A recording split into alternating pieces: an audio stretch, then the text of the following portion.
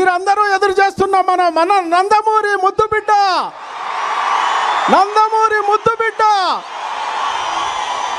జై బాలయ్య, జై బాలయ్య. బాలయ్య గారు మాట్లాడతారు. చిన్న చిన్న పాయింట్లు.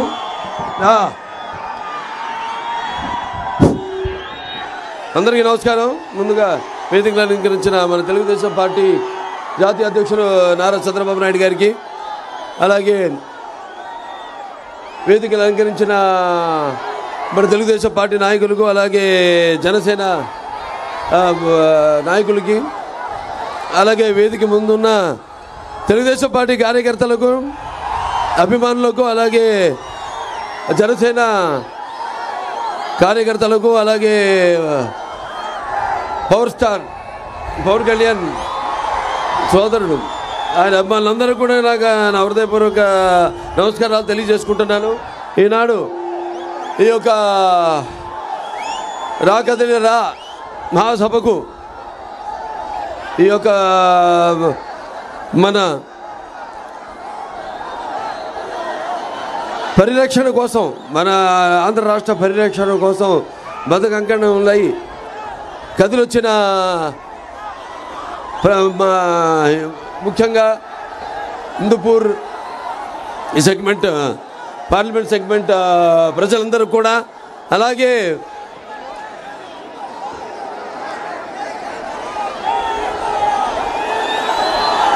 అనుక్షణం తెలుగుదేశం పార్టీని ఆశీర్వదిస్తూ నీరాజనాలు పడుతున్న నా తెలుగింటి ఆడపడుచులకు, యువతరానికి ప్రతినిధులు, నవతరానికి నాయకులు, భావితరానికి భారతదేశపు మహాశక్తి అయిన యువకులకు అందరికి కూడా నా నమస్కారాలు తెలియజేసుకుంటూ, మరి ఈరోజు ఈ రా కదిలిరా చూస్తున్నాం. ఈ భూమి మీద ఎందరో పుడతారు గిడతారు కానీ అందరూ మహానుభావులు కాలేరు. ఒక మనిషి మౌనత విద్యాపథంలోకి నడవాలంటే, అత్యున్నత శిఖరాలకు ఎదగాలంటే సత్సంకల్పం కావాలి, అగ్గుంట దీక్ష పూనాలి, నీ దారిలో నువ్వు నడవాలి. అది మా నాన్నగారు చూసి నేను నేర్చుకుంది. అది ఆయన్ని చూసి మన ప్రీతమ నాయకులు తెలుగుదేశం పార్టీ జాతీయ అధ్యక్షుడు చంద్రబాబు నాయుడు కూడా అదే ఆయన్ని నమ్ముకుని, ఆయన సిద్ధాంతాన్ని నమ్ముకుని మరి ఆనాడు ఆయన తెలుగుదేశం పార్టీని పెట్టారు. అప్పుడు అప్పుడే పుట్టిన బిడ్డ బొట్టు కొయ్యక ముందే అసలు ఈ రాజకీయం అంటే ఏంటో తెలిపిన మహానుభావుడు నందమూరి తారక రామారావు గారు. అంతవరకు చాలామందికి అసలు రాజకీయాల మీద పెద్ద ఆసక్తి లేదు, చాలామందికి అసలు తెలిసేది కాదు. అటువంటిది వాళ్ళందరినీ చైతన్యవంతుల్ని చేసి రాజకీయాల్లో కూడా రియల్ హీరో అనిపించుకున్నారు నందమూరి తారక రామారావు గారు. ఆ తర్వాత ఆయన ప్రవేశపెట్టిన పథకాల విషయాలకు వస్తే మరి ఎంతో సాహసోపేతమైనవి, అలాగే సామాన్యులకు, అలాగే ప్రజలకు ఎంతో సానుకూలమైనవి, అలాగే ఉపయోగకరమైనవి. రాజకీయాల్లో ఎన్టీఆర్ ముందు, ఎన్టీఆర్ తర్వాత అని చెప్పుకుని ఎన్నో పథకాలను ఆయన ప్రవేశపెట్టారు, అమలు చేశారు. అలాగే ఆయన తర్వాత ఎందరో వాటిని అనుకరించారు, వాటిని అమలు చేసేలా చేశారు. That is NTR. అలాగే అందుకే ఆయన పేదవాడి ఆకలి బాధ తెలిసిన అన్న ఆయనే. అలాగే జనంకి జనం భవిష్యత్తు వాడికి దారి చూపిన, భరోసా ఇచ్చిన అమ్మ ఆయనే. అలాగే ఆయనకి అండగా ఉన్న ఆడపడుచులకు ఆయన ఆర్థికంగా బలోపేతం చేసిన అన్న కూడా నందమూరి తారక రామారావు గారు. ఆ తర్వాత నందమూరి తారక రామారావు గారి యొక్క ముద్దుబిడ్డ తెలుగుదేశం పార్టీని మన నాయకులు చంద్రబాబు నాయుడు గారు ఎంతో క్రమశిక్షణతో, అదే క్రమశిక్షణతో ఆయనతో పొందిన స్ఫూర్తితో ఈ పార్టీని ముందుకు నడుపుతున్నారు. మన తెలుగుదేశం పార్టీకి ఉన్నంత కార్యకర్తలు ఈ ప్రపంచంలో ఏ పార్టీకి లేదు. తెలుగుదేశానికి గుండెకాయ తెలుగుదేశం పార్టీ కార్యకర్తలు. మరి చూస్తున్నాం ఎన్నోసార్లు మన సంక్షోభంలో ఉన్నప్పుడు రాష్ట్రం తెలుగుదేశం పార్టీ అధికారంలోకి ఎంతో క్రమశిక్షణతో, అదే క్రమశిక్షణతో ఆయనతో పొందిన స్ఫూర్తితో ఈ పార్టీని ముందుకు నడుపుతున్నారు. మన తెలుగుదేశం పార్టీకి ఉన్నంత కార్యకర్తలు ఈ ప్రపంచంలో ఏ పార్టీకి లేదు. తెలుగుదేశానికి గుండెకాయ. ఈ పరిస్థితుల్లో ఇది ఒక మామూలు సంక్షోభం కాదు, ఇది ఒక రాక్షస పరిపాలన, ఒక సైకో పరిపాలన. మనం పురాణాల్లో వాటిలో చదివాం ఏదో రాక్షస పరిపాలనలో అని, కానీ వాటి చదివిన దానికంటే కూడా ఇక్కడ మనం ప్రత్యక్షంగా చూస్తున్న దాని ముందు అవి అసలు దిగుతుడుపు అనిపిస్తుంది ఇవాళ ఉన్న ఈ యొక్క రాక్షస పరిపాలన ఇక్కడ. అందుకే నాకు ఒక పద్యం గుర్తు వస్తుంది. అంతేలే పేదల గుండెలు అసురుల నిండిన కొండలు, శ్మశానమున శశికాంతులలో చలిబారిన వెలి రాబండులు. అంతేలే పేదల కన్నులు వినమ్రములు వితల వ్రణంబులు, తుఫానుకు బెడిసిన గోమాత కన్నుల చమ్మలు. అంతేలే పేదల బ్రతుకులు తిరిపమున పిడిగెడు మెతుకులు తెలివారని, దీర్ఘ ఆర్తిలో తల పగిలేటి తలపుల గతుకులు అని. ఇవాళ మనం గతుకులు చూస్తున్నాం ప్రతి ఒక్కళ్ళ జీవితాల్లో. ఎక్కడ అభివృద్ధి లేదు. మన రాష్ట్రం చూస్తున్నాం ఇవాళ. మరి ఆనాడు ఎన్టీ రామారావు గారు, చంద్రబాబు నాయుడు గారు తర్వాత మన ఉనికిని కాపాడారు, మన ఉనికిని చాటారు ప్రపంచానికి. అటువంటిది ఈనాడు చూస్తున్నాం ఎంత దుర్భర పరిస్థితుల్లో మన రాష్ట్రం ఉందో. ఈనాడు చూస్తున్నాం మనం. మరి ఈ యొక్క ఏదైతే ఒక అసమర్థ పాలన, చెత్త ప్రభుత్వం, అలాగే ఒక రాజధాని లేని రాజ్యం, బాధుడు ఇదేం కర్మ. వైసీపీ ప్రభుత్వం వచ్చాక 4 రోజుల్లో సంవత్సరంలో పోలవరాన్ని పూర్తి చేస్తాను ప్రగల్భాలు వెలిగి 4 ఏళ్ళు అవుతున్నా కూడా ఇప్పటి వరకు దాన్ని పూర్తి చేయలేని చేతగాని ప్రభుత్వం ఉండడం మన రాష్ట్రానికి పట్టిన ఒక మన దురదృష్టం, కర్మ. అలాగే మన ఇప్పటిదాకా ఈ యొక్క 5 సంవత్సరాల్లో సుమారుగా ఒక 13 లక్షల కోట్ల రూపాయలు అప్పు చేశారు. అభివృద్ధి లేదు. అసలు ప్రభుత్వ ఉద్యోగాలు కూడా జీతాలు ఇవ్వలేని పరిస్థితి.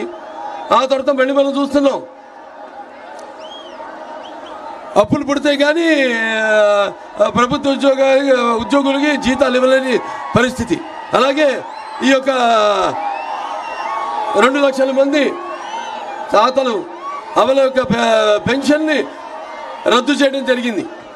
అలాగే వాళ్ళు చూస్తే మనం మాత్రం ఈ గంజాయి పెంచడంలో, ఈ డ్రగ్ మాఫియాలో మనం మాత్రం దేశంలో మొదటి స్థానంలో ఉన్నాం. అలాగే ఈ ఇంటి పన్ను, చెత్త పన్ను వేసి మధ్యతరగతి ప్రజల యొక్క నంటి వెనకొడుతుంది ఈ వైసీపీ ప్రభుత్వం. అలాగే ఈ యొక్క వైసీపీ నాయకులు ల్యాండ్ మాఫియా, ఈ యొక్క శాండ్ మాఫియాతో కొన్ని వేల కోట్ల ప్రజాధనాన్ని దోచుకుంటున్నారు. అలాగే ఈ యొక్క 5 కోట్ల ఆంధ్రుల కళల రాజధాని అయిన మన అమరావతిని అసలు పట్టించుకునే స్థితిలో లేరు. అలాగే ఈ యొక్క ఏదైతే ఈ వైజాగ్ స్టీల్ ప్లాంట్ తీసుకురాలేదు, దాని తర్వాత ప్రత్యేక హోదా లేదు, దాని తర్వాత అసలు ఈ కేంద్రం నుంచి నిధులు రాబట్టుకోలేని పరిస్థితుల్లో ఉంది ప్రభుత్వం. అలాగే ఎవరైతే భూములు ఇచ్చారో రాజధానికి వాళ్ళపై మరి ప్రభుత్వ విధానాలను ప్రశ్నిస్తే అక్రమంగా కేసులు పెట్టడం, వాళ్ళని భయాందోళనలకు గురి చేయడం ఈ జగన్మోహన్ రెడ్డి ప్రభుత్వానికి అలవాటు అయిపోయింది. అలాగే ఎవరైతే ఈ రాజధానికి భూములు ఇచ్చారో వాళ్ళు ఏదో ఉద్యమం చేస్తే వాళ్ళ మీద కేసులు పెట్టడం, అలాగే వాళ్ళు చట్టపరంగా ముందుకెళ్తే వాళ్ళకి అడ్డంకులు సృష్టించడం, అలాగే వాళ్ళ ఒక పైశాచిక ఆనందాన్ని పొందుతుంది ఈ వైకాపా ప్రభుత్వం. మరి ఈరోజు జగన్మోహన్ రెడ్డి విషయానికి వస్తే అతను బయటే కాదు ఇంట్లో కూడా విషయాల జోలికి వస్తే మరి మనం ఒకసారి గతం మనం గుర్తు చేసుకోవాలి. మన తెలుగుదేశం పార్టీని గుర్తు చేసుకోవాలి. ముందు అసలు ఈ పసుపు రంగు ప్రాశస్త్యాన్ని మనం గుర్తు తెచ్చుకోవాలి. పసుపు శుభ సంకల్పం, పసుపు ఆనందాల వేడుకకు ఆహ్వాన గీతం, పసుపు ఆరోగ్యానికి గొప్ప ఆయుర్వేద ఔషధం, మన పసుపు సంక్షేమానికి నిర్వచనం, మన పసుపు అభివృద్ధికి నిదర్శనం, మన పసుపు ఆత్మ గౌరవానికి ఎగరేస్తే కేతనం. మన పసుపు ఆత్మాభిమానానికి నిలువెత్తు రూపం, మన పసుపు ఆత్మవిశ్వాసానికి నిజమైన సంతకం. మన ప్రభుత్వం రాయలసీమను రాయలసీమగా చేస్తే ఈ ప్రభుత్వం రాయలసీమను నెత్తుటి గాయాల సీమ చేసింది. మన ప్రభుత్వం పగల సెగలను చల్లార్చి రాయలసీమను శాంతి నికేతంగా మారిస్తే ఈ ప్రభుత్వం కత్తులు మనల మీద నెత్తులను చిందించింది. మన ప్రభుత్వం కాలువల్లో కృష్ణమ్మను ప్రవహింపజేసి పీటలు వారిన రాయలసీమ బీడు భూములను సస్యశ్యామలం చేసింది. ఈ ప్రభుత్వం ముఠాకక్షలను పెంచి పోషిస్తూ కాలువల్లో నెత్తుటి వరదలు పారించింది.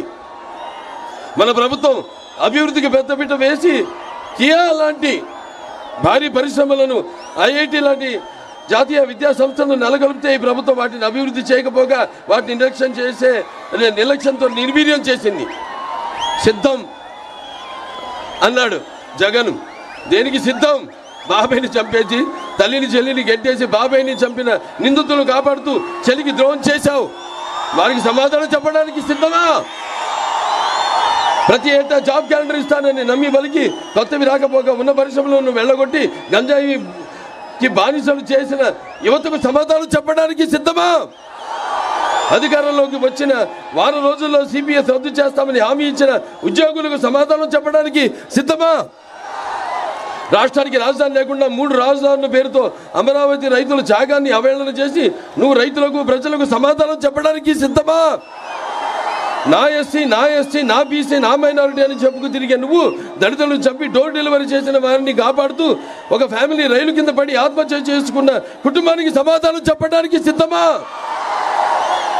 10వ తరగతి చదివే అబ్బాయి తన అక్కని వేధిస్తున్నాడని అడిగితే పెట్రోల్ పోసి సజీవ దహనం చేసిన కుటుంబాలకు కన్నీళ్లు తుడవడానికి సిద్ధమా? పోలవరాన్ని గోదావరిలో కలిపేసి నిన్ను నీ ప్రభుత్వాన్ని బ్లాక్ లిస్ట్లో పెట్టిన కాంట్రాక్టర్లకు బిల్లులు ఇవ్వడానికి సిద్ధమా? వ్యవసాయ శాఖను మూసేసి రైతుల అప్పులలో ఆత్మహత్యల్లో దేశంలో ప్రథమ స్థానంలో నిలిపిన నువ్వు రైతులకు న్యాయం చేయడానికి సిద్ధమా?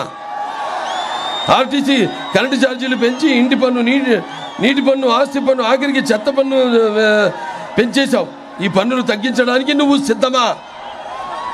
మాయలు మోసాలకు మళ్ళీ సిద్ధమా? అరాచకాలకు అక్రమాలకు మళ్ళీ సిద్ధమా? రాబోయే 100 ఏళ్ల నాటి ప్రజలకు దొరకకుండా ఇసుక పాత్రలు తవ్వడానికి మళ్ళీ సిద్ధమా? లేకపోతే ఈ చీప్ లిక్కర్తో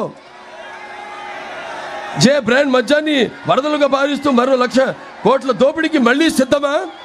ఈ ప్రభుత్వం తయారు చేయించిన కల్చి మద్యాన్ని తాగించి వేల లక్షల మంది ఆడపడుచులు తాలి బొట్లను తెంచడానికి మళ్ళీ సిద్ధమా? సిద్ధం పేరుతో ప్రభుత్వం ధనం 1,600 కోట్లతో హోల్డింగ్ ఏర్పాట. ఈ నిధులను పెడితే అన్నమయ్య డ్యామ్ గేట్లు వచ్చేసేవి, అందరినీవా కాలువ అధునీకరణ పూర్తయ్యేది. మీకు అభివృద్ధి కావాలా? అరాచకం కావాలా? మీకు సంక్షేమం కావాలా? విధ్వంసం కావాలా? మీకు సమర్థ పాలన కావాలా? రాక్షస పాలన కావాలా? మీకు స్వర్ణ యుగం కావాలా? చీకటి రాజ్యం కావాలా? మీకు స్వర్ణ యుగం కావాలా? చీకటి రాజ్యం కావాలా? మీకు కన్స్ట్రక్షన్ కావాలా? డిస్ట్రక్షన్ కావాలా? సిద్ధం అన్నావు కదా, ధర్మ యుద్ధానికి మేము సంసిద్ధం. అవునా? రాష్ట్ర అభివృద్ధిని నిలువెత్తి గోతులో పూడ్చి 100 ఏళ్లు వెనక్కు నడిపించిన నీ పాలనకు చరమ గీత పాడుతూ సమరసింహ శంఖారావానికి ఉరకలెత్తిన ఉత్సాహంతో ఓటు అనే వజ్రాయుధంతో నీ రాక్షస పాలనను అంతమొందించడానికి మేము సంసిద్ధం. అవునా? నిన్ను నీ వైసీపీని పాతాళంలోకి తొక్కేయడానికి ప్రజలు, తెలుగుదేశం, జనసేన తమ్ముళ్ళు సిద్ధం.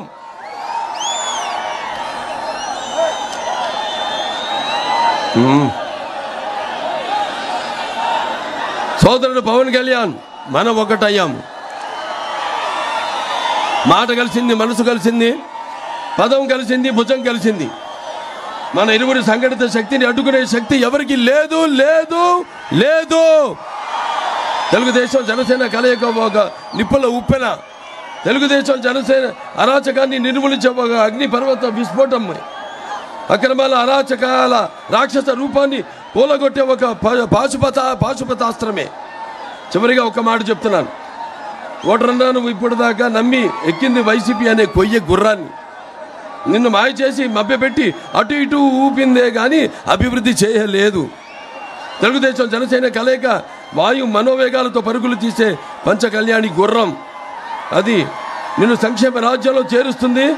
చీకటి నిండిన మీ బ్రతుకుల్లో అద్భుతమైన వెలుగులు ఇస్తుందని తెలియజేసుకుంటూ అందరు కూడా ఇలాగే ఒక సంఘటిత శక్తిగా ఉండి మరి ఈ యొక్క ఏదైతే మనం కోల్పోయామో మన ఉనికిని